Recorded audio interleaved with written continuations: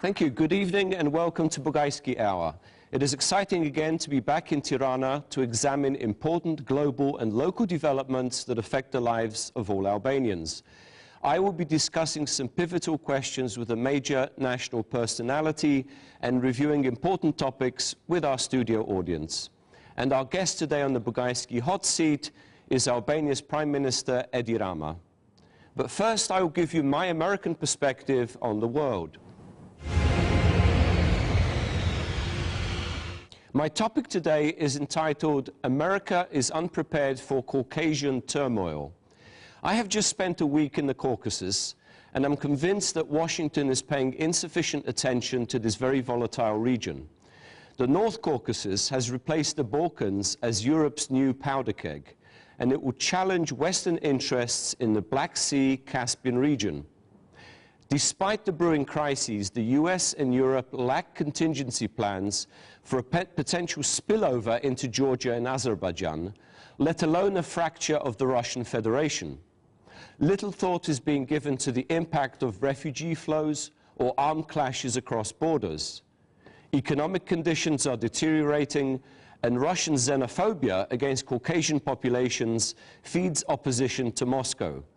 Insurrections will be reinforced by jihadists returning from Syria and Afghanistan, who have gained fighting experience that they can apply against Moscow's proxy governments in Muslim-majority republics.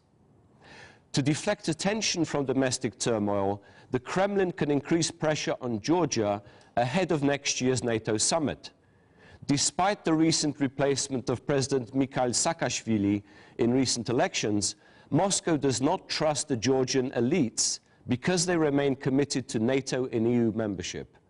By provoking conflicts, Moscow will try to demonstrate that the South Caucasus are also unstable and should not be part of the transatlantic sphere. As conflicts intensify in the North Caucasus, Washington cannot turn a blind eye for fear of antagonizing the Kremlin. At a minimum, it must place the question on the international agenda and press for international observers in a region that Moscow has sealed off from the outside world.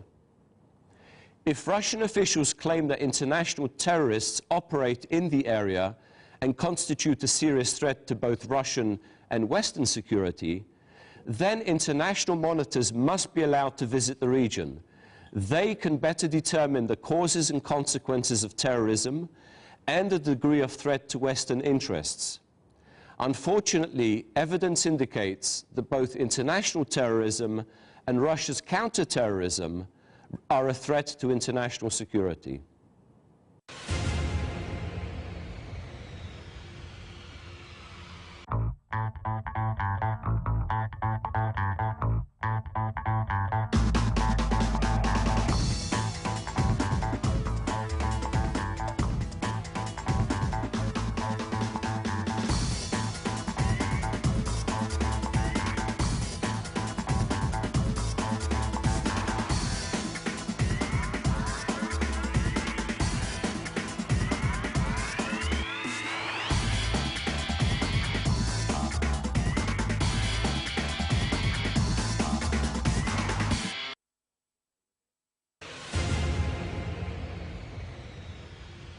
It is time again for the Bugajski hot seat, and I'm very happy to have as our guest today the Prime Minister of Albania, Rama.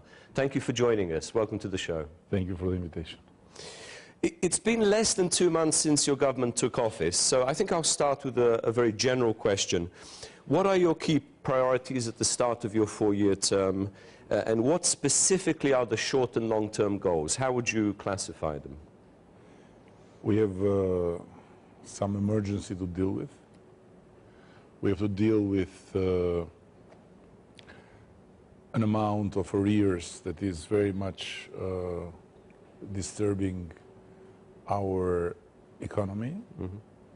It's practically a big rock in our way, and we have to clean them up. We have to deal with an energy sector deep crisis, which has been even more worsened by the unfortunate conflict between Czech and the Albanian state. And of course we have to deal with the situation of crime that is unsustainable. And so on these three main priorities of short term, which I would call emergency priorities, we have been focused very hard during these days, without, of course, letting out of attention all the rest. And first and foremost, the need to regain rhythm in customs and tax collection systems, and to restart the increase of revenues after a very dramatic lowering of the revenues during the first 9 months of this year. Economic development, of course, is key for Albania's future and for any government to claim success. You've stated that the country is in a deep economic crisis with a large public debt. Can you clarify how large the debt is and how you plan to reduce it over the coming year? We are discussing intensively with IMF and the World Bank, and we are very near to the finalization of a new program with IMF, which is something I'm proud of, because it's not the IMF coming to rescue Albania, but it's Albania going and asking IMF help, not to be rescued, but to be back on a track of macroeconomic stability and of starting to fight a public debt that risks to become totally unsustainable.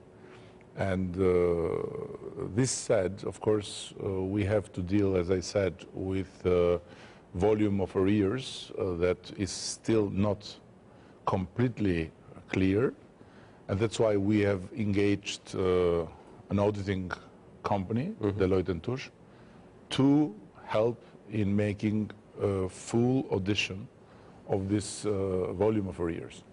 In the same time, we very much believe that we cannot bring Albania further as a government that is in debt with the business community. So we first have to clean this debt and then call for responsibility of the business community by being first the example of responsibility.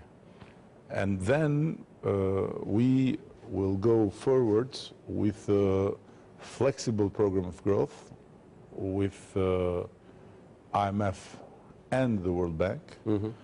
And I'm very confident that next year Albania will be in the situation to restart to grow, and after an amount of years in decline of the growth rate, we'll have the restart. I mean, if you get an IMF loan, presumably that will come with some conditions, and IMF conditions often involve some kind of austerity measures. Do you envisage this with... We don't envisage this, and we've been very clear. We don't look for an austerity program, and as I said, it was us knocking at the IMF door and asking them to start and think about the collaboration. I have to say that they have been so far outstanding in understanding the situation and in understanding also our vision of how we want to go further. And I also to say that the help of the World Bank, and especially of the General Director Ellen Goldstein, has been absolutely crucial. So we have created a very good team. We are working as a team, and last but not least, we as a government and me as Prime Minister have the fantastic opportunity to be assisted by really a dream team of international top experts like Ricardo Hausmann or Andres Velasco or Eric Bergloff or Lev Pagrotsky or other people that are being very, very crucial in giving us their help. And I forgot to mention also the former governor of the Central Bank of Turkey, Yilmaz Ürmüş, who is also very much helpful in this group that is really making us feel not only safe, but in a very good position vis-à-vis our fantastic challenge. But does the budgetary situation and the negative budgetary situation make it more difficult to fulfill some of your election pledges? In other words, creating employment, investment, and so forth? Well, I think this is a situation we've inherited.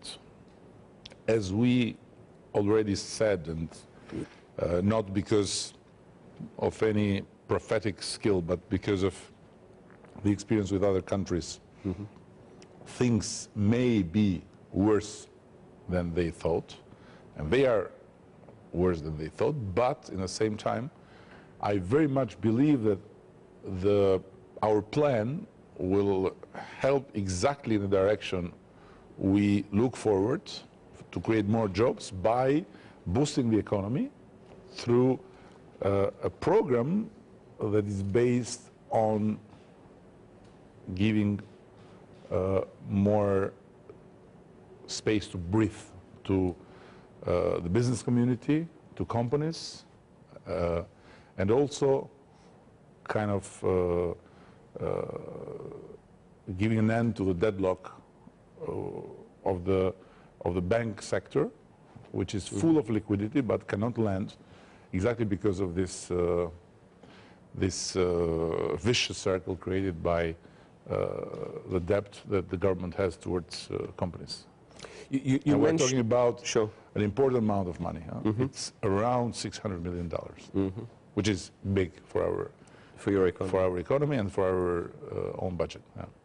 You mentioned the business sector. I read just today that Albania has dropped 5 places in the World Bank country rankings for doing business, which is unfortunate. That seemed to be coming up in years past. What needs to be done to reverse that, to make Albania more attractive? It's part of this new position based on the 2013 assessment is part of the decline. And it's a decline that didn't start in 2013, but since January, in all aspects, became more and more visible and more harmful to the economy. Let me ask you, is privatization on the agenda? I'm not sure how much is left to privatize in Albania. There is not much left to privatize, but as I have said before, maybe in this hot seat, that we don't have prejudgments. We are not in any way the left of a century ago. We are a modern, progressive force, an alliance of parties and people that believe in some common values of the new left, but we don't have prejudgments. So privatization may work when there are the conditions, may not work when there are not the conditions. So we are not, orthodox ideological and not constraints, ideologically constrained. Yeah. That's important. What are your plans for infrastructure development? I hear you've hit the ground running in terms of... We have first of all, and this is the same approach that we have with the arrears, we have first of all to close the holes. And the map of infrastructure work is full of not finished work, full of holes. So we have first of all to close the holes, so finish what has to be finished. So I think our first year will be to clean the accounts and to put the government in a strong position of leading by the example of responsibility towards the others. I don't think the government has any privilege or any favor or any privileged or favorable position towards the others. And the government cannot say to the others, you have to pay more, and the government itself not paying the others. So with a government that has not paid the companies, has not paid the services that has already contracted, has not paid the energy bills, has not paid other obligations, we cannot go far. So first of all, we need to clean the accounts. And first of all, we need to show by example that we want to lead differently. And then ask the others to do more. Well, let me go on to another subject, which I think is quite important. This is the changes now in the public administration. How do you respond to opposition charges that your government is somehow politicizing the process or putting in inexperienced young people in the administration? I keep hearing this since I was in Tirana. I love this inexperienced young people, and I stick on it because I believe on it. I don't see any good in the so-called experience of failures and of failed governance and administrative management, and I see a lot of good in bringing in ambitious young people. And let me say, it's maybe too early, but within 40 days since they were appointed, both the General Director of Customs and the General Director of Tax Collection Department have shown leadership and are speaking through results. And the results are very encouraging. The month of October, both in customs and tax, has been very, very good, of course, in comparison with what we got, and also in comparison with the October of 2012. So I don't believe a second in this crap of lack of experience. In terms of tax collection and tariff and customs collection, do you have sort of targets that you would like to meet over the course of the year? Of course we have targets, but first and foremost we have the target to fight corruption and to transform these two services in a very modern and very helpful to the citizens' services, starting by being helpful to the business community and the business environment. So we have a lot to do, but we've started, and we'll go on in this way, and I think we'll see sooner more than later good results. Well, let me ask you specifically, because in the recent report, the EU Commission recommends granting Albania candidate status on the understanding that Tirana continues to take action, particularly in combating organized crime and corruption and so forth. What precisely would you say is your administration planning to show the EU that you mean business? We are not going to show anything more and anything less than what we are doing for our country and what we are doing to take organized crime and corruption. And I think that in a very fast part of our just started way, we have shown leadership and we've shown commitment and goodwill.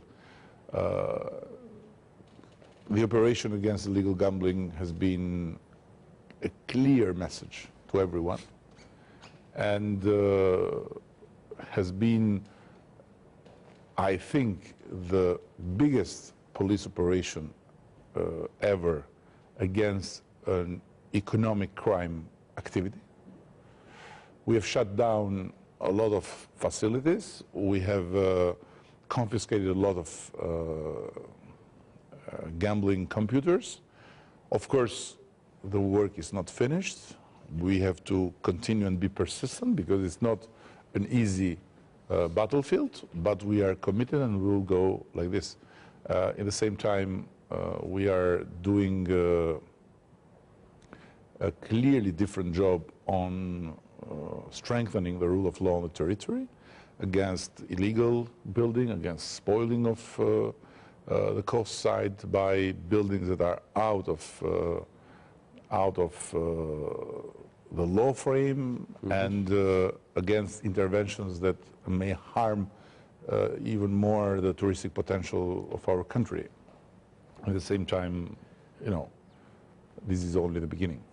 Can we expect any investigations, potential trials of previous officials who are deemed to have been involved in corruption? We're elected to govern, and of course we have a clear separation of powers vis-à-vis the justice system, and differently, like America, we have general prosecutor that is independent from us, but for sure we will support the prosecutor office in every step and for every fight against reasonable doubts for corruption. And also we will send to justice everyone or every procedure that may seem not in conformity with the law. So there is no immunity for prior corruption? No way. Let me ask you, continuing on the EU question, because this is presumably the most important foreign policy goal, or hopefully soon it won't be a foreign policy, it would be a common community policy. But do you sense that some EU governments are still skeptical about bringing Albania into candidacy status? I've heard this, some people say that the Germans are a little bit hesitant, some of the other West Europeans. Well, there are two things. First is clear that there is some reluctance in the European Union, but not towards Albania necessarily, but in general towards enlargement. And unfortunately, there is not a lot more to enlarge, and so this frustration that has to do with the reluctant public opinions, with elections here and there, and also with a certain, let's say, sense of cynicism, we have to deal with it, and we are part of this, you know, small group. But on the other hand, let's put it clear, you know, European integration is not a goal per se. It's an instrument. It's an instrument to grow. It's an instrument to modernize. It's an instrument to be part of Europe by building Europe here. So it's not really what will be said in Brussels that is the most important thing. The most important thing is what will be done here, and then if what is done here will be a reason to have things said in the way we wish in Brussels, then this is what all we need. And on this theme, actually, the EU Commission report, not just for Albania, this is more for member states, recommends something called the National Economic Reform Strategy for Public Financial Management in member states. Will Tirana, do you think, need to implement, and other capitals, other aspirant states, need to implement some new reform strategy to obtain a green light for membership? Is this going to be a new condition, do you think? But, you know, candidate status is not membership. Membership is something will be discussed ideally in 8 years and normally in 10 years' time. So, you know, we deserve to be seen and to be treated respectfully for what we have done. Last year, the Commission proposed, but with some conditions, 1, 2, 3 plus elections. This year the Commission proposed with no conditions because the 1, 2, 3 plus elections were made in the way that was foreseen. And you know, now it would be not the best for the European side, not for us, to say, okay, let's postpone, because postpone for what? Or to add conditions on, yeah. I don't think that conditions will be added, but I think that there are always ways to do things. But in the same time, I'm not obsessive, and we're not obsessive about the date. You know, it doesn't matter. What is important is to make Europe realize that we live in a new Balkans. It's the first new year in the history of the Balkans that come with no conflict. And the first eve of New Year, when everyone will stay home and no one will be at the window pointing the neighbor with a gun. And this is a big achievement. And it's a big achievement of Albanians, of Serbs, and of everyone else. And why we are in this position? Because we all have put a name to this process, Europe. And everyone has made an effort. Someone has made a sacrifice to sit with the former enemy and to sign a peace agreement in the name of Europe. So then would be not really very fascinating to see Europe disappearing for a while from being present and from being there and from inspiring people and from giving to the people the credit they deserve for it. Serbs and Albanians. So it could reverse the process. And others also around deserve a credit. Just one simple thing. I don't think that is the best Europe could do and can do to keep Albanians in Kosovo still not free to move, to travel without visa. Sure. They, paradoxically, they could travel without visa during times when they were not free and not independent. Right. And now that they have made so big steps, so big sacrifices, and so full of content peace in the name of Europe, by building a state that is a model for respecting minorities, they have still to wait for what? So in this huge map where people move freely, there are 1.5 million people being kept still hostage of some old ways of looking at things. Right. And this is not really... It's a big anomaly. I want to come back to Kosovo in a moment, particularly after the local elections. But let me ask you, coming back to politics in Albania itself, I think political polarization exists in all societies. I mean, we see that most clearly in the United States recently with the government shutdown. I think the problem in Albania has been political obstruction.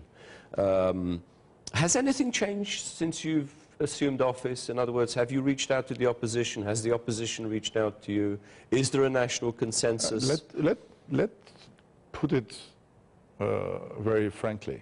We are not elected to please the opposition. We are elected to lead. But in the same time, we are very good willing to listen and lead. And we are very good willing to listen not only to the people or to civil society, but first to the opposition. So what we have done and what we will do is to create the conditions for them to tell us, not through TV, but through dialogue, what they think, what they propose, and to have a very open exchange of views. Of course, we may not change our view, but we are not elected at the end to please them. At the same time, we are elected to change a model of government, and I'm very committed to not let happen, because of the arrogance of the power, to the opposition, what has happened to us when we were in opposition, and to not deprive the opposition of anything that we were deprived when we were in opposition. So you won't behave like the previous government, in other words? Not at all, and for any moment. So, I mean, can we expect more presumably no more parliamentary boycotts, open discussions. There is sure we will not boycott the parliament.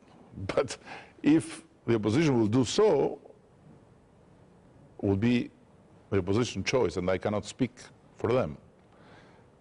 I've said in the past that when there is a clear reason, the boycott is not an anti-democratic instrument. But what can I, and I can confirm it now, but what can I confirm also now is that we'll not let any strong reason for boycott be there in the middle. So when it comes to the rules of the game, we'll be respectful of the rules of the game. And then when it comes to opinions and alternatives, this is not something we have necessarily to agree. On the contrary, at the end, the quality of democracy, I believe, is not how much we agree with each other, but is in which way we disagree with each other. We'll break briefly for some adverts. Let me ask you sort of a little bit of a perverse question. It is difficult for the United States to complain about political gridlock and polarization, given our recent experiences with the government shutdown, the budgetary battles and so forth. Let me ask you, as Albanian leader, are there any lessons you can learn from Washington's negative experiences in a democracy? I don't think we are in the position to consider what happened in Washington as a negative experience. I think you are in the position to consider what happens here as part of a process, and nothing is really, so striking that one has to stay and say, oh my God, what's happening? So it's normal. Well, as an American citizen, I think it was a negative experience, and I think most Americans view it that way also. But let's turn now to foreign policy. We've already started talking about Kosovo and so forth. Let me again ask you a general question. What does your government hope to achieve, particularly in the immediate neighborhood? Not so much on the EU question, but the immediate neighborhood with near neighbors. We need to be more and more in touch together, and not only with Albanians in Kosovo, for sure, but also with Serbs, with Montenegrins, with Croats, Bosnians, Macedonians, Greeks, Turks, Italians. So we need to be more and more aware that there is a big window of opportunity there. That this peace has created a big window of opportunity, and that this peace can be strong and sustainable only if we'll bring regional cooperation, economic development, social development, and integration, not just one with Europe, but also all together in European, under the Europe sky. So in that respect, we are working concretely in different directions.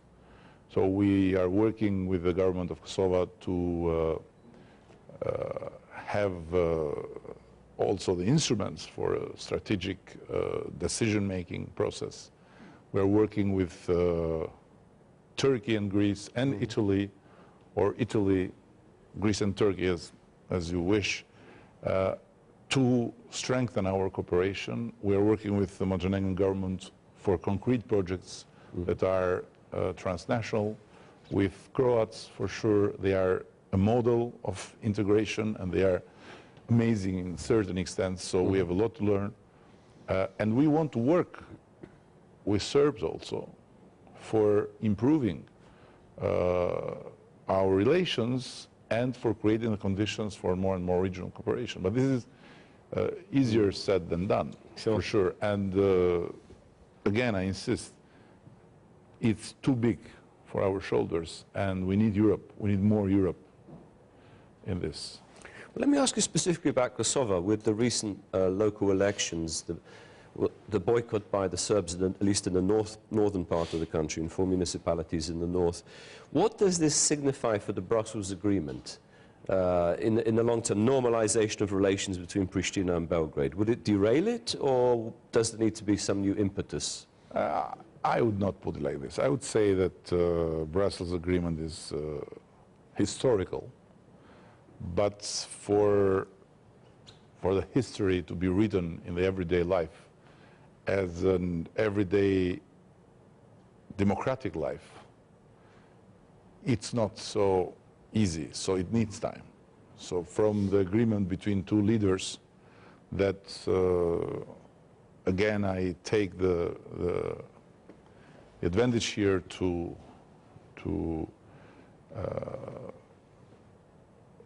underline as really having been on top of things and having made a really important agreement, to then the everyday life of people, it needs time.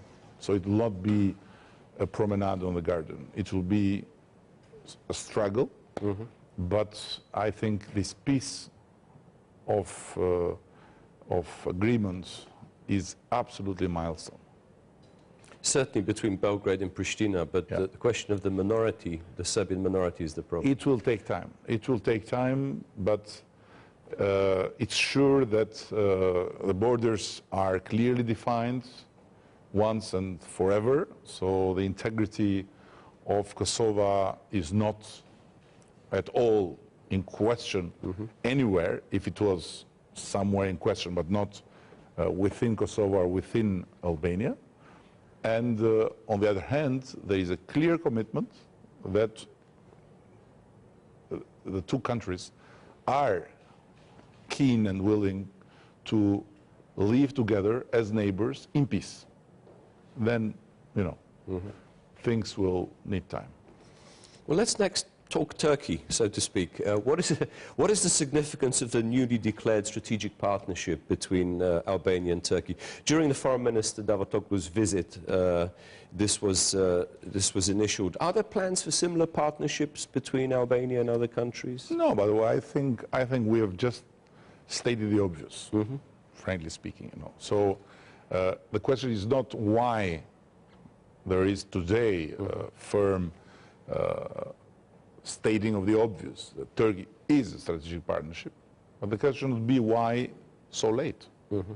So it's the other way around, and of course it adds the missing part of this triangle between Italy, Greece, and Turkey, and the reasons are obvious. You know, these three countries are NATO members, very important players in the area. Italy and Greece are also EU members. Turkey is seeking EU and has committed to itself to EU perspective.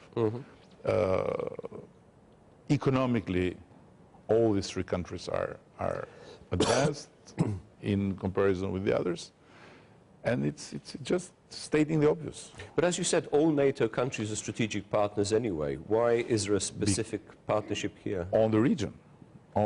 We are not talking about a partnership that is overlapping or is undermining the strategic partnership with US and EU, which is the main, frame. We are talking about the region, and these three countries are our strategic partners, and we want to work with them closer and closer. And Turkey is very, very important in this road towards strengthening the region. Well, Turkey has established good relations, I know, with several Balkan countries, but recently, during Prime Minister Erdogan's visit to Prizren, he made a statement which he later said was misinterpreted, that Kosovo is Turkey, Turkey is Kosovo, which was very badly received, I know, in Belgrade.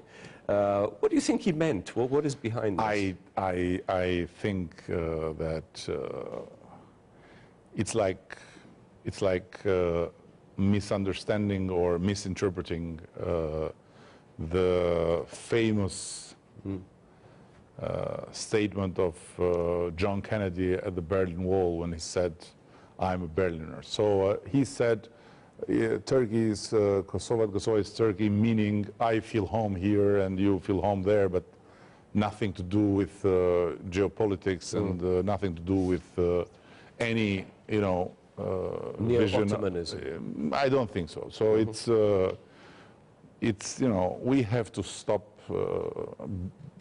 jumping on statements and jumping on you know, phrases taken out of context during a rally in an enthusiastic atmosphere in front of people, you know, kind of adoring him because also there is a Turk minority there, so you know, he said it like this, but it doesn't mean anything else than this, and I strongly believe that the clarification made was the appropriate one. So this will blow over, you think, and the relationship with Belgrade will be restored? You know, I don't think that we have to nourish our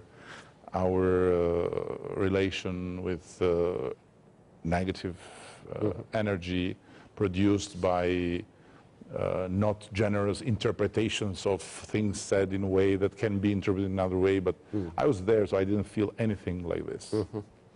Well, let's talk about... It was not at all a chauvinistic expression of any kind of, you know, any kind of paternalism. It was just something said out of kind of enthusiasm and trying to emphasize how much he felt at home and how much similarities he finds, but I don't think. So if you said Albania is Turkey, it wouldn't bother you?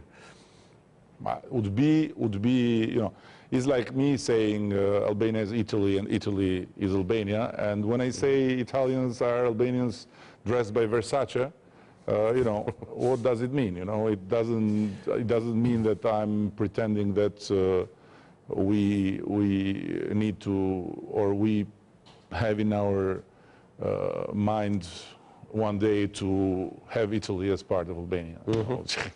Let me move on to Greece, with the visit both of the foreign minister recently and the president, Greek president.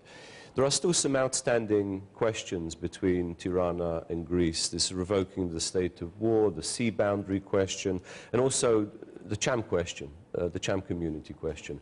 Have things moved forward, do you think, as a result of these visits? I don't think visits can move things forward in the sense of, you know, achieving concrete results. But I think visits can create the conditions to then achieve concrete results. And I see Greece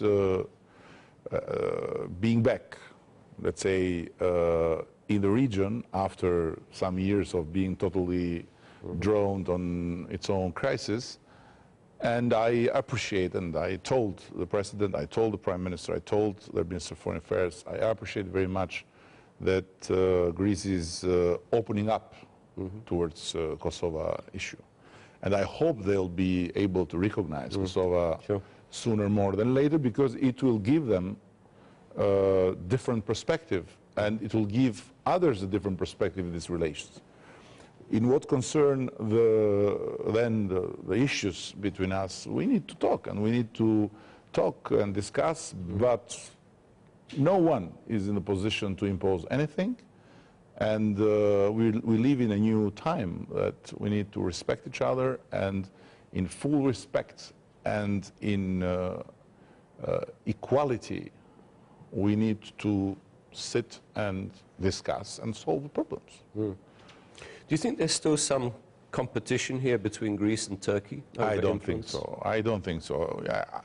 You know, I think there is a lot of history that we need to, you know, we need to leave to the history. And, you know, we have lessons learned, and we have lessons to learn, and we cannot have all the time in front of us, in determined moments, old issues coming again and making again noise and being again a reason to then stay back to back, you know, for a while and then come back. So these are, you know, it's time for maturity, and I think everyone is being aware of it. So they are having their government meetings, strategic meetings. So they have moved forward. Now, you know, without a little jealousy, Balkans would not be Balkans, you know, everywhere, with everybody. You can't discard history overnight. Somebody always plays with history. I think countries have passed through a period of a lot of difficulties, and now there are lessons learned. You know, who would imagine 10 years ago, 5 years ago, that Albanians of Kosovo and Serbs, and who in Serbia, you know, them who were supposed to be the most obstructive in a peace process, would have come out with such a strong will and such a strong commitment to peace. Who would have imagined Hashim Thaçi and Prime Minister Dačić together, speaking and speaking and speaking, and then deciding, and then coming out with the result? No one would imagine. So, as no one would imagine some more years ago that Turks and Greeks would sit together in one table, government and government, and have a common government meeting and decide on their future together. So these are things that have happened. So we need to move faster, and we need to clean the accounts of history. And presumably that will also include this Macedonian name dispute, which continues to block the country's entry to NATO, of course, and future in the EU. This is maybe a bit of more complex issue, and I would like to not comment easily, in the sense that I very much hope that also on this issue, the future of the next generation will prevail vis-à-vis the past of generations that have to hand over. So you see a solution in sight. I know there's a lot of work behind the scenes now, but I don't know if there is a solution to be expected fast, but I strongly believe that with a goodwill and with a sense of the future, things can move faster. One more question about Greece. I presume Greece is going to be a strong supporter of Albania for candidacy status within the European Union, and they're a strong supporter of your eventual accession. Is that the case? For sure, absolutely. Italy and Greece have always been strong supporters of Albanian path towards integration. So there's no doubt. And I feel kind of among the many things, and in parallel with the bad things we've inherited, we have to feel also very good for the coincidence that next year the presidency of the Union is shared between Greece and Italy. So it's a very good opportunity. And hopefully one day Albania will be president at some point in the future. Yeah, one day, yeah. Let me ask. And again, you know, things are moving so fast that when you say this, of course, we both think that this one day is really very, very distant, far away. Yeah. But how things have moved, you know. We're on fast This forward. day will come and we'll be there, for sure. Well, let me ask you about another very intriguing question, which is the energy security question for Europe in general, but for Southeast Europe now, with plans for the TAP pipeline, the South Stream Russian-oriented project through the Balkans. Where does Albania fit into this sort of European energy infrastructure picture, energy security picture? I think, you know, one of the things that have changed for sure is that Albania is not anymore a prime minister that would tell you that Albania seek to be a superpower of energy in the region and so on. So we don't seek to be the superpower in anything.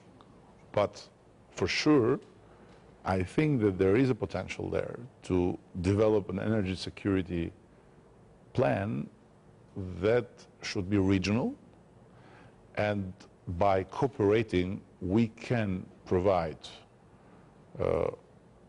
energy to our people, which may cost less, and we can also provide You mean for with the our country, gasification for our, project? in general, for our country, Right. much more income from the energy export. So there is a good potential and there is a perspective there, but we need to change our approach, starting from how we have treated till now this potential. We are the second richest country in water, and we have a very high hydropower potential for our size, and we have totally misused this potential.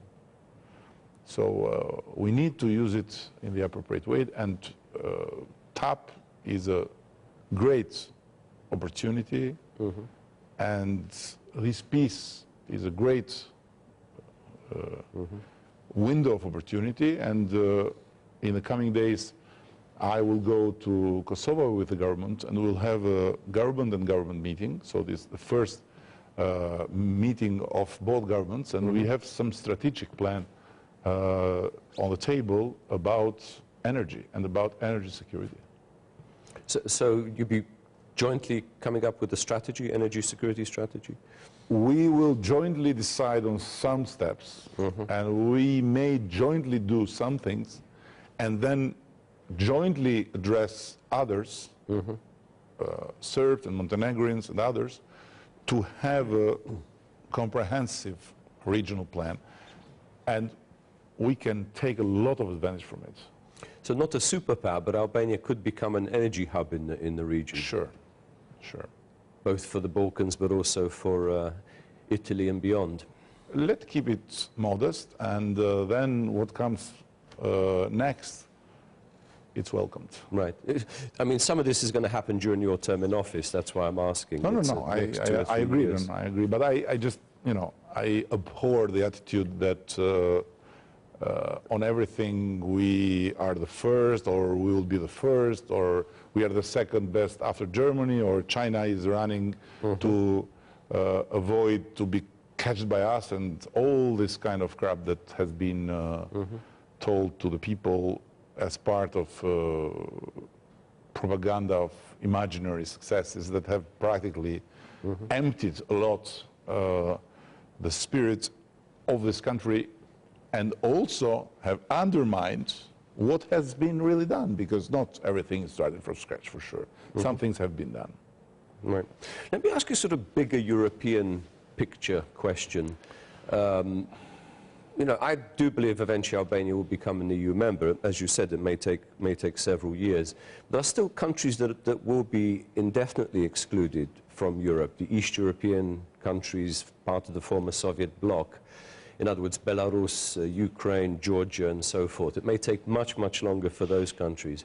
There's something very important, a very important meeting later this month is the Vilnius summit on the Eastern enlargement, Eastern partnership question, which it looks as though Moldova, Georgia, and Ukraine will be signing these association agreements, a little bit different to the ones the Balkans signed. What would be your vision of this? Albania as a European country, as an EU player, or let's say a country that supports the creation of a wider Europe. What is your perspective on this? As you know, there's a lot of Russian opposition to signing these agreements. What is Albania's view? Let me continue on the track of the answer before your question. I think we would do a lot of good to ourselves, but also in relation of all these kind of issues, if we would be realistic about our size, about our role, about our influence. So we are not a country that is in a position and will be in a position to decide the fates of the world. We're a country that should be proud of being NATO member, of being a close and loyal ally of the United States, of being a new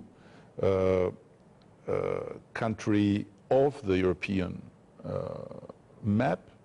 And so we should never forget this, because You know, we have suffered so much from megalomaniac attitude and from taking over the responsibility of being in a position to give advices to the world and to have visions about what will happen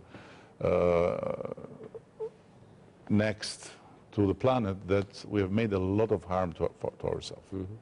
Of course, if then I have to answer necessarily the question, I would say that our position would be the European Union position. Well, Lithuania is a very small country as well, and yet they have a very specific policy, together with other countries, of course, in Eastern Europe, towards the Eastern question. Yes, but I'm sure that they would be much more modest if they would be asked about the Balkans. Sure. I'm just thinking of Albania as a European player, Yeah, sort of thinking ahead. I would say that, of course, we will be supportive as a European country, as European candidate, as European member towards any goal and for anything that has to do with the European Union vision and agenda. Well, let me ask you about an organization that you are already a member of, NATO. NATO has, I think it's going to be an important summit next year in London.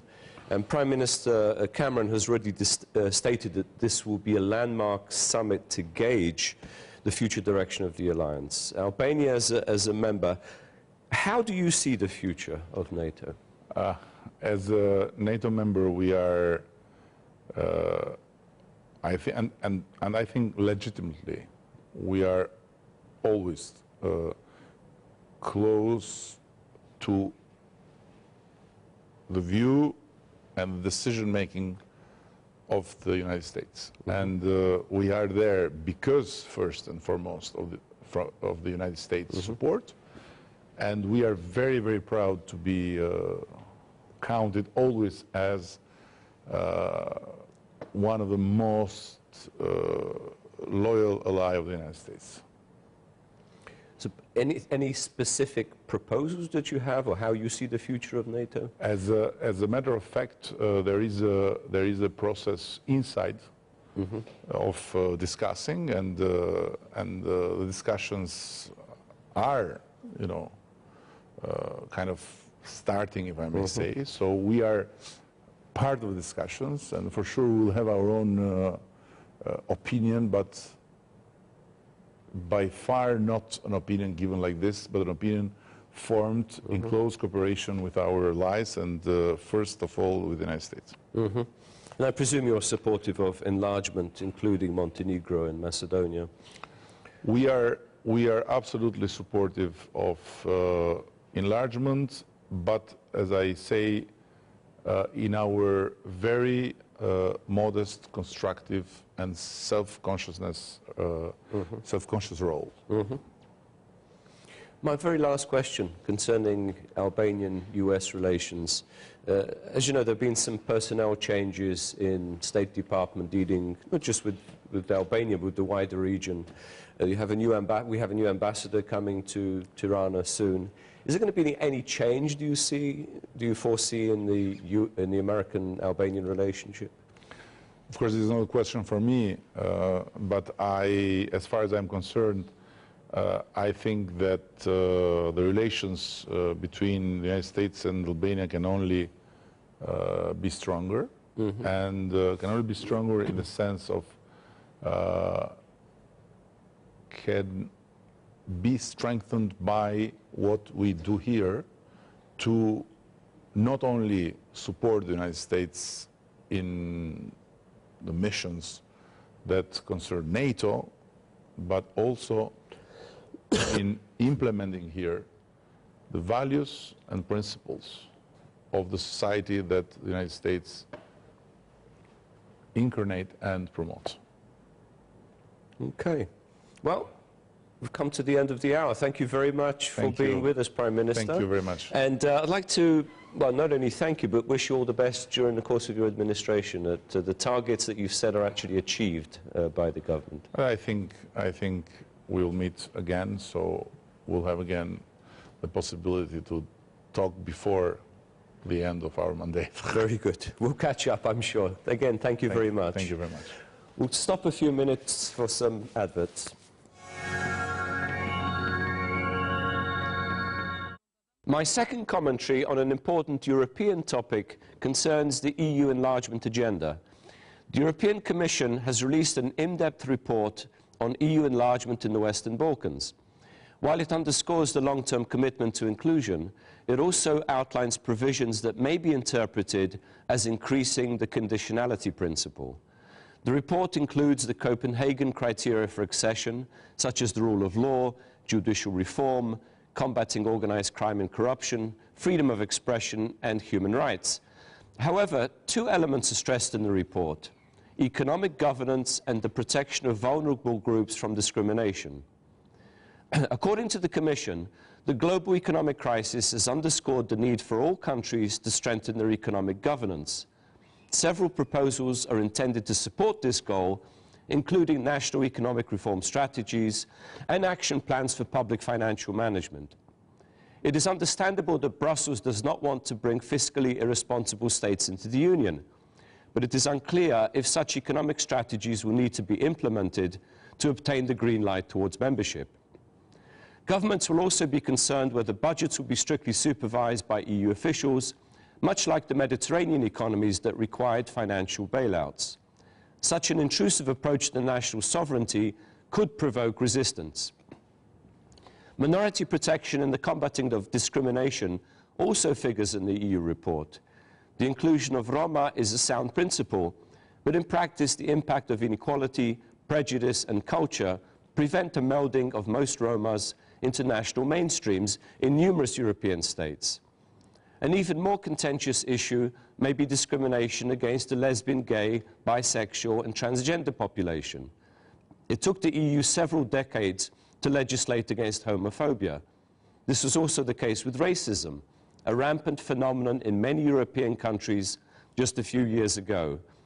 It is an uphill struggle in any traditional society to convince majorities that all forms of discrimination undermine individual freedom.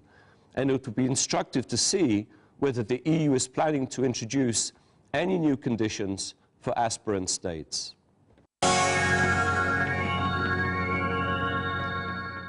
It is time now to involve our studio audience for a discussion about politics and world affairs.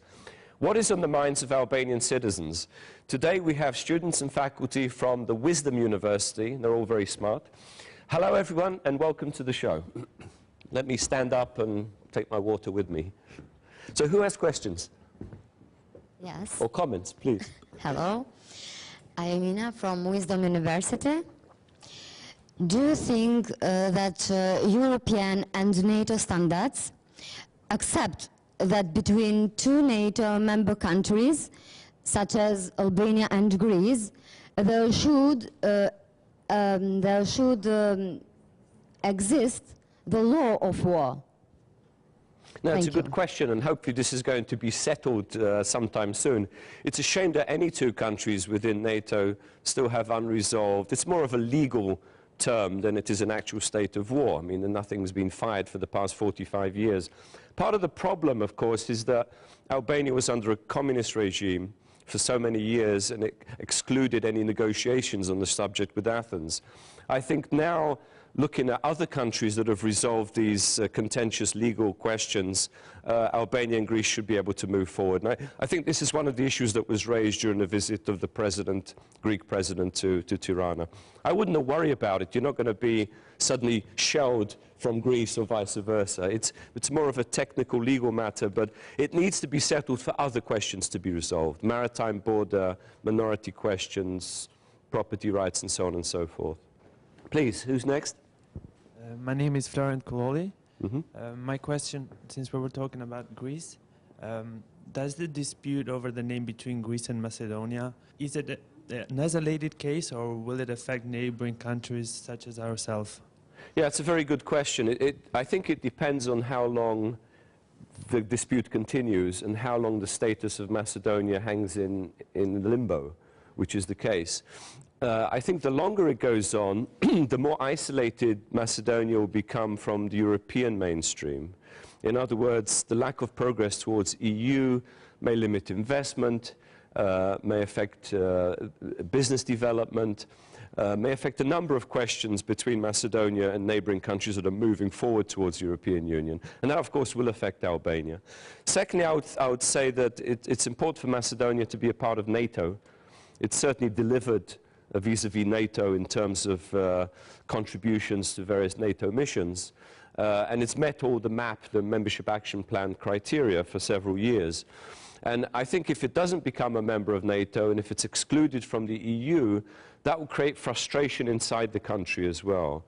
And this is where I think the Albanian population will be very important, because their sense of frustration with Macedonia that's stuck while Albania moves forward, even Kosovo moves forward, could be a source of conflict or unrest, polarization within the country. So in many ways, it's very important for Albania to get Macedonia into both institutions, definitely. Thank you. Thank you. Please. Marcita Daute from Wisdom University. Well, as we know, Kosovo is the newly born country in Balkans, and for sure it has an impact in the region and further than that. I would like to know, the impact is positive or disputable? Thank you. Or what? Or disputable? Disputable. Well, it's both.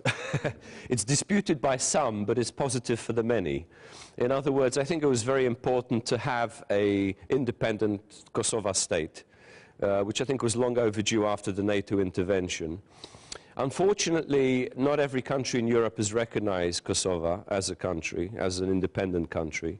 There are still 5 states within the European Union that do not recognize. One of them, of course, being Greece, and we hope that Greece can move forward to actually recognize, because I think it's important in the neighborhood to have support.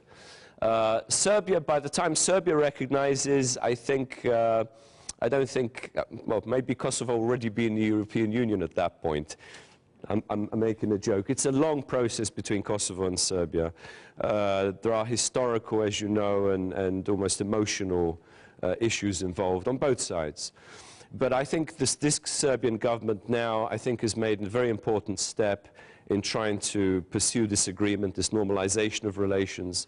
So even if they don't treat it as a separate country, they treat it as a partner in the region. And I think that's an important first step. For Europe as a whole, you know, we can't have any black holes or gray areas in Europe. Because this simply creates instability, resentment, anger, and you know, it could deteriorate. Visas for Kosovo citizens are also important, to have visa-free regime like the rest of the Balkans. You cannot have, again, a black or gray area in the middle of Europe. So I think in all these questions, I see progress. I mean, it's not going to be even. There's going to be bumps in the road, as usual, and sometimes it's going to look bad. But as I always say, when I'm in this region, if you get bad news in the morning, you probably get good news in the evening. The problem is, if you get good news in the morning, you also probably get some bad news in the evening. But it's a process, but we're moving in the right direction. Thank you. Please. I'm Nancy from Wisdom University.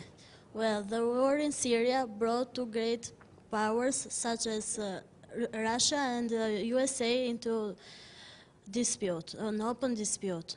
Do you think that one country will be more powerful than the other to decide, or the government in Syria will be able to solve it itself? A very good question. The US-Russia relationship over Syria has become very complicated. As you know, Russia supports the Assad regime for many reasons. It's the main strategic ally in the Middle East for many years, even during Soviet times.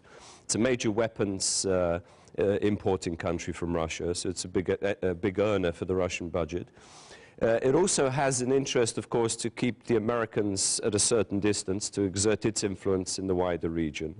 And it helps to maintain that relationship with Iran, because, you know, the Iranians are very close to the Syrian government. The Iranian government is close to the Syrian government. What happened, as you know, over the chemical weapons question, President Obama went up to a certain point and said we cannot allow innocent civilians to be attacked by chemical weapons. Question is what to do next, and he threw the ball in the court of Congress.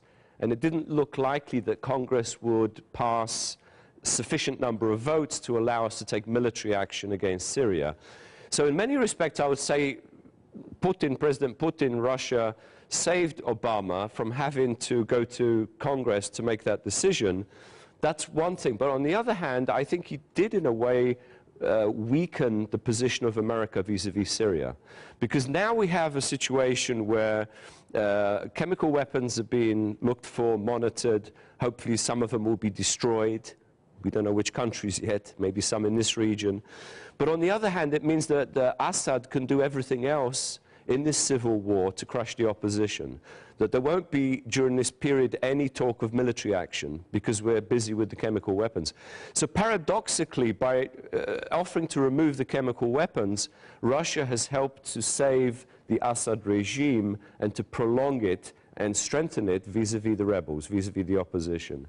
And in a way, America has been, I would say, sidelined by this quite clever tactical approach by Russia. I'm Fabio Dervishi from Wisdom University. Now, the political program of the Albanian new government foresees the improvement of relations with neighboring countries. According to this context, what do you foresee about the role that Albania will have in southeastern Europe? Well, I think it's very important to have good regional relations, and they have developed over the past few years, so this is nothing unusual. I think all previous Albanian governments have tried to build on relationships in the region. But we have, I suppose, several new factors involved now. One is this new potential normalization of relations between Serbia and Kosovo, which presumably will open up the other countries in the region will recognize Kosovo as independent. So that's very important, the support that Albania gives to that process. Secondly, I would say because of the growing energy interconnectedness in the Balkans, but also between the Balkans, Turkey and Azerbaijan, I think here Albania can play a very important role in this energy corridor that is being constructed across Anatolia to Italy. This will cross Albania, and I think Albania can be a very strategically important part of the jigsaw puzzle. So in all these areas, I would say, plus there are some bilateral questions that need to be resolved, such as we mentioned earlier, this state of war with Greece, the Macedonian name dispute between Greece and Skopje. So in all these processes, I think every country has a role to play. And an Albania that's committed to regional security, regional development, plays a very important role in the process. Thank you for all the questions. Thank you all for being here. Unfortunately, we have already come to the end of the show. I have greatly enjoyed being with you and with all my colleagues here at Albanian Screen. Good night, everyone. Stay healthy, be productive, and please remain optimistic. See you all very soon. Miro Pavshim.